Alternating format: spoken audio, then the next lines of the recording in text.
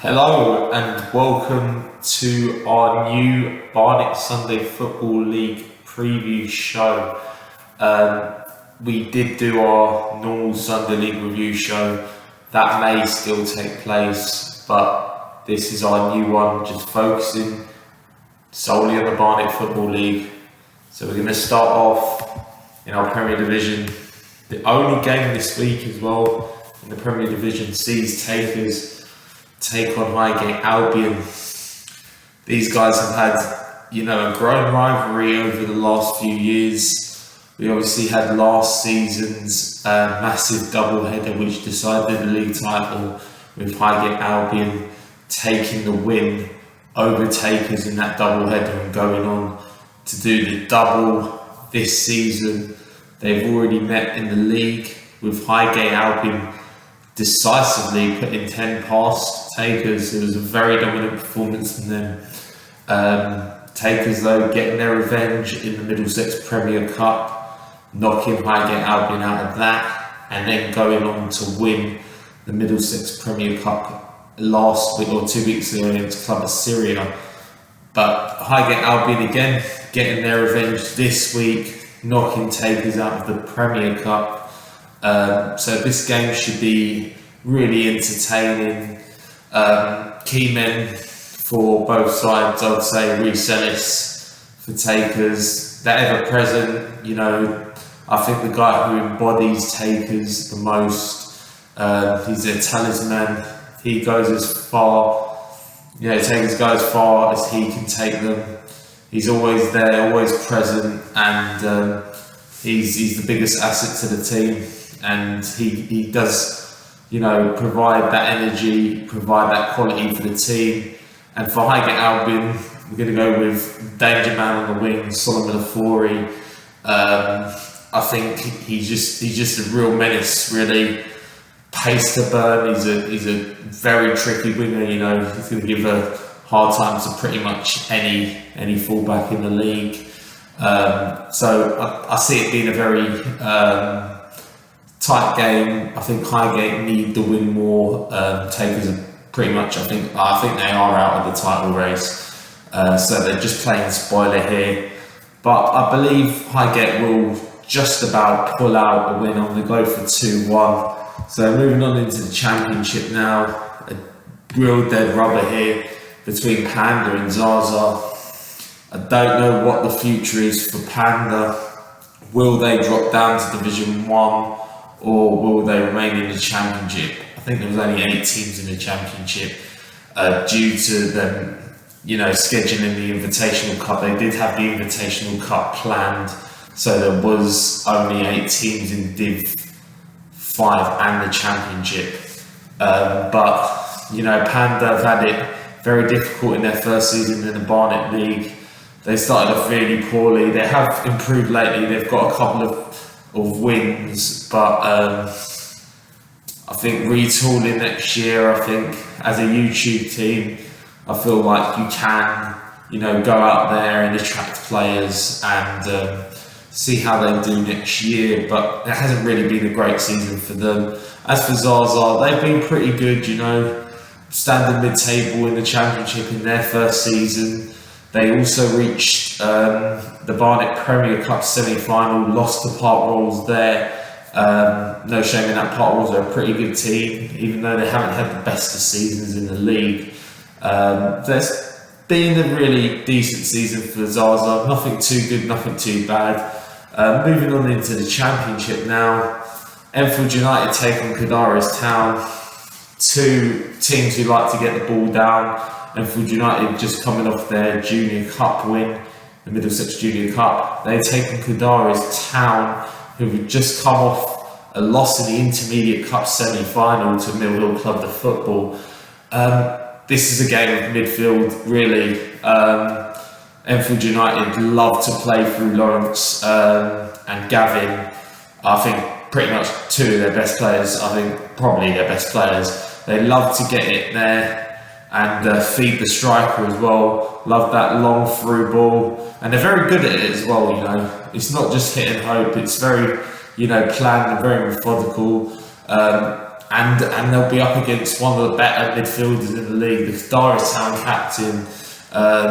He doesn't look like the most skillful player when you see him, but he's a very, very tricky opponent. He's good on the ball. Qadari Town, they like to pass the ball, they like to play a bit, they're not really a lump it up the field kind of team. They can do that at times. When we played them, I think in that first half we got that 2-goal lead, and they kind of did resort to lumping it, but then as soon as they got back in the game, they went back to playing their style of football. I think it's going to be a really entertaining game here. I'm going to go for a draw. I think I might have predicted it wrong on the not wrong. Might have predicted it different on the Celt podcast if I did make a prediction, but we go for a 2-2 draw there. FC Rose, us, we're in action. We're playing AC Finchley this week. AC Finchley did beat us last time out.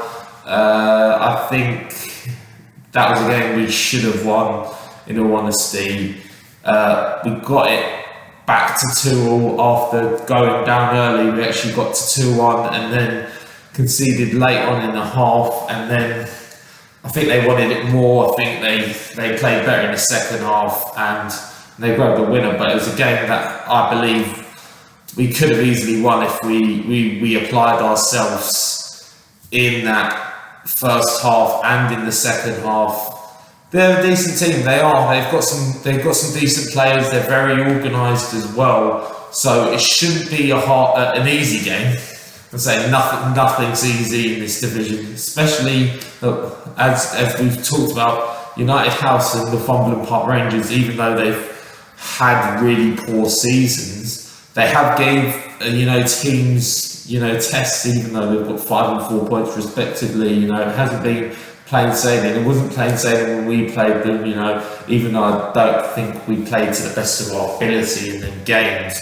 And we've also got Peckenspore and Gospel Oak. I believe that was actually my game of the week on the Celt podcast. Also, if you're wondering about the mic, the USB port is a bit damaged, so I'm going to have to get that replaced. Obviously, we're doing renovation work. As you can see, I'm in a blank room with nothing. I'm actually sitting down, so that is why the thing's broken, moving a lot of things around, so I have to get that replaced, but we will have the mic back soon, hopefully. Peckenspore and Gospel Oak, two teams who do like to play football as well, we lost last time out to Peckenspore. I don't feel like 3-1 was the right result, really. I feel like we did have, not the rub of the green. I feel like they had the rub of the green with a lot of decisions, especially one of the penalty decisions in the first half.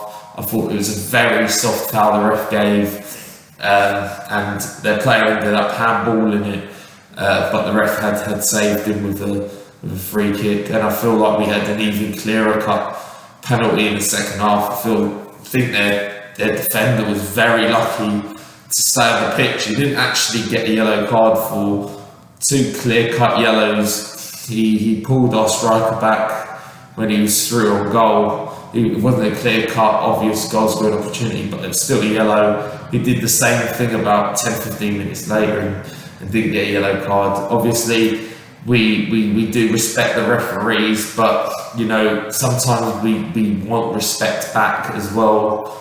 Sometimes you get refs who don't want to listen. You're trying to ask them about decisions. That's why I love refs who are more human, and actually can give the decisions and then talk about why they gave them, which is nice. And there are a lot of referees that do that, and we're thankful for those referees who, even if they know they made a mistake, they can own up to it, or if they want to explain their decision, and I'll respect their decision if they want to. Just much like players, they probably don't like when we just shouting something in their face and they're trying to explain something. So it's a two-way street, obviously, to respect both ways.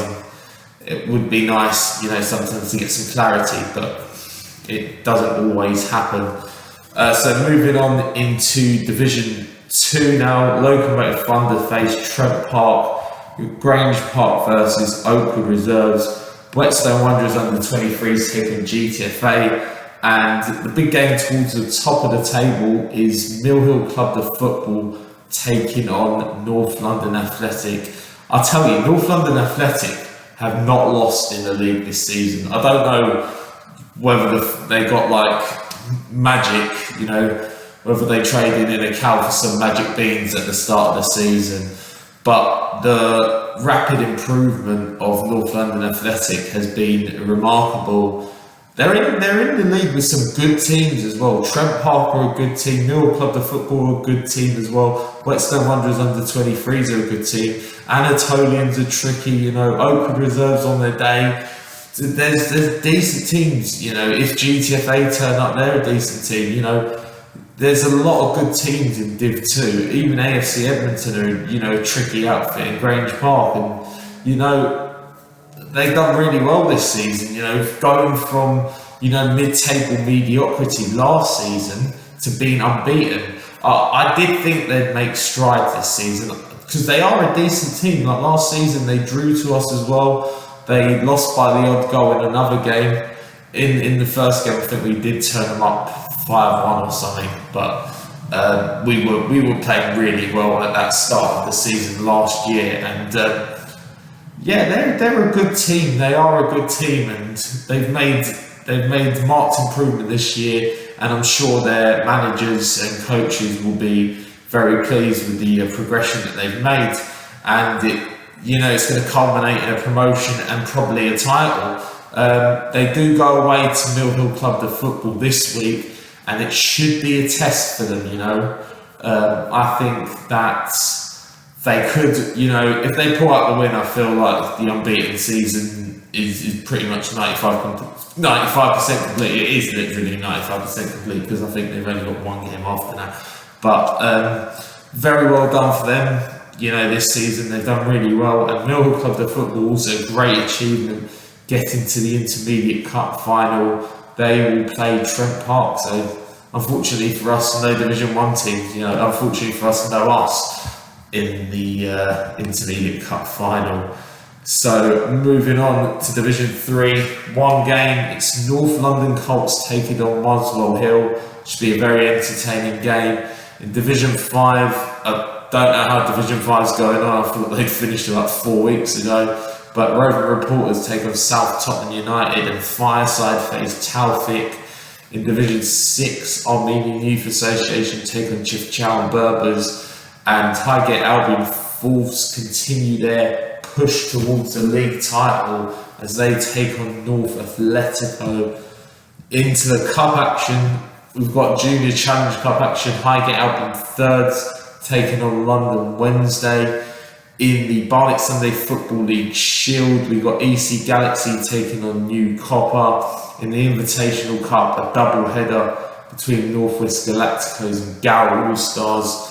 In the Richard Martin Memorial Cup, we've got Arness Rangers taking on Anatolians, Brotherhood Cosy facing Native Villa, London Orient facing AFC Edmonton, Shentry taking on Edmonton Rovers, Whetstone Wanderers Old Boys taking on Camden FC. And in the final of the Middlesex Intermediate Cup, we have Ashford Town, who knocked us out of the quarterfinals. Quite an organised outfit. I feel like that first 20-30 minutes was where we could have, wrapped the game up, and unfortunately we didn't. They ended up scoring a fantastic goal. I mean, it was one of the best goals I've seen this season. The guy just sweetly hit it from the edge of the box, and it just flew into the top corner. And they were just, really professional, really organised, and they just saw the game out and grabbed the second late on. They'll be taking on Highgate Albion Reserves, who are, as usual, very organised, very professional. They're a good team as well. Very dangerous forward in Alfie Francis. A lot of experience, Danny Glord, he's been in many finals.